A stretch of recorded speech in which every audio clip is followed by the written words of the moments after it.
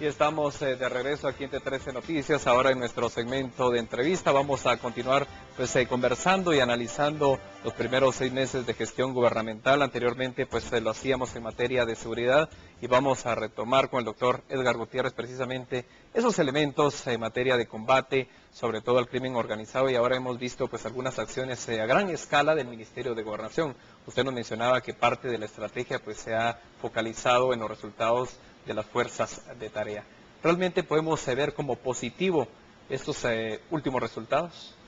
Ha habido una disminución del índice de homicidios, eso es importante. Pareciera que ahora el énfasis va sobre bandas de extorsionistas, eso también es importante.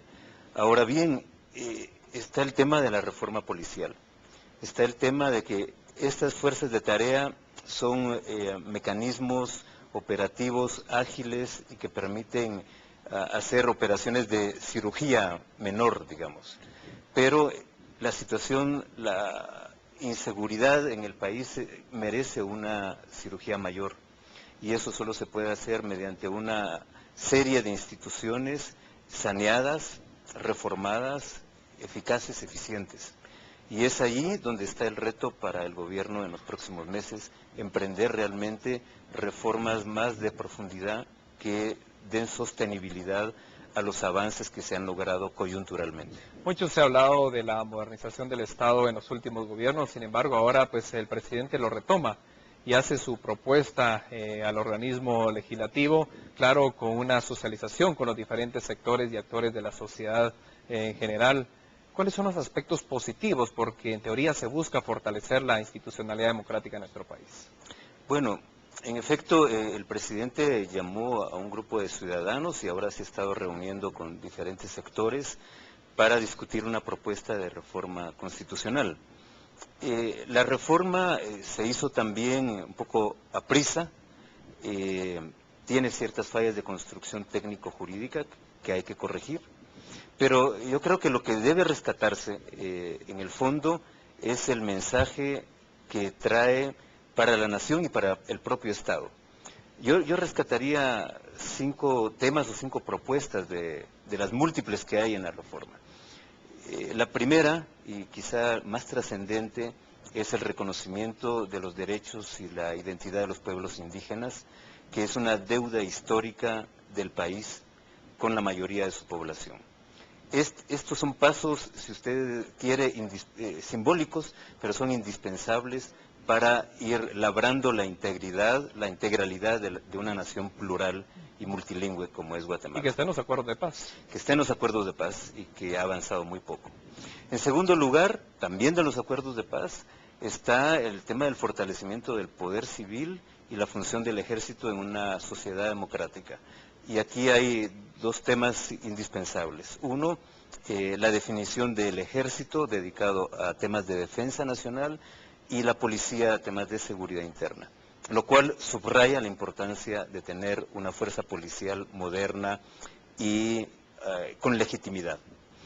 Y luego, en el mismo campo de la seguridad, está el tema de un ministro civil de la defensa, que para algunos será simbólico, pero en la función pública es muy importante separar funciones meramente técnicas, que son las de un ejército profesional, de funciones políticas. Entonces, en los países modernos, en las democracias modernas, el Ministerio de la Defensa se trabaja a través de un ministro civil y todo el aparato militar no se modifica con los cambios de gobierno, ni hay una salida acelerada de los generales como ha ocurrido muchas veces.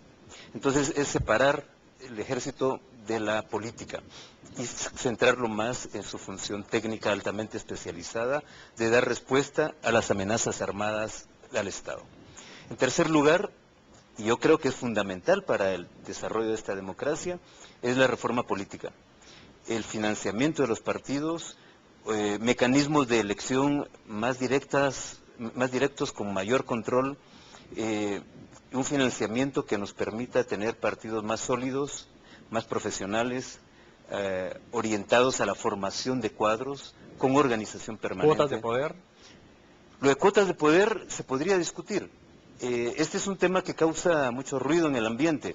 Yo participo de las cuotas de poder como un mecanismo transitorio para, digamos, nivelar la cancha, que está muy dispareja ahora para pueblos indígenas y para mujeres. Sobre todo en el Congreso de la República. Sobre todo, uno ve la composición del Congreso, son muy pocas mujeres, son muy pocos representantes de poblaciones indígenas. Entonces sí se puede inducir mediante cuotas, pero no como una fórmula permanente, sino mientras se nivelan las condiciones de participación. Doctor, ahora que hablamos del Congreso de la República, ¿cómo analizamos básicamente la funcionalidad y productividad del organismo legislativo?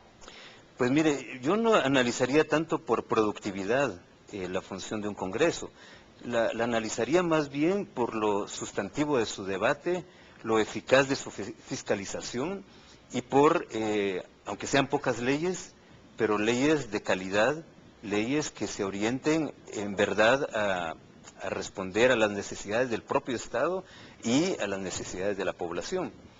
Tenemos un Congreso que está dando un mal espectáculo, que está mostrando incapacidad de los bloques mayoritarios, de sus líderes, para llegar a acuerdos políticos. Afortunadamente, esto no quiere decir que está detenida toda la labor del Congreso, porque las comisiones están trabajando. La Comisión de Educación está haciendo una buena labor, llamando al diálogo entre normalistas y Ministerio de Educación.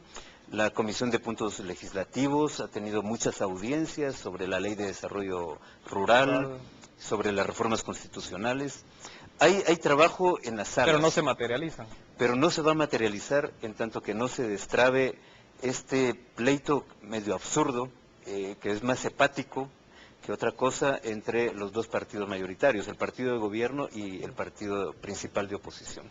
Bueno, doctor, para ir cerrando nuestra entrevista, precisamente hay algunos temas candentes. El tema de la aprobación de leyes por la transparencia, por ejemplo, en el Congreso de la República. ¿Cuáles serían las perspectivas para los próximos meses, el segundo semestre de este gobierno? ¿Y cuál sería el mensaje en torno a las autoridades de gobierno para poder reencauzar la gobernabilidad de nuestro país y, por supuesto, dignificar realmente la elección que hicimos nosotros en el año anterior? Bueno, la ley contra el enriquecimiento ilícito es una ley indispensable. Es un mensaje que los congresistas deben enviar a la sociedad y es una manera también de recuperar la legitimidad perdida del Congreso. Esa ley, digo, es indispensable también para que la población tenga más confianza sobre los controles y sobre las sanciones de aquellos funcionarios que toquen indebidamente el erario público. Ahora, lo que tenemos para futuro es una serie de retos que yo creo que ya están en la agenda. La reforma constitucional ha sido una apuesta riesgosa que hizo el presidente de la República, porque ahí se está jugando su prestigio y su autoridad política.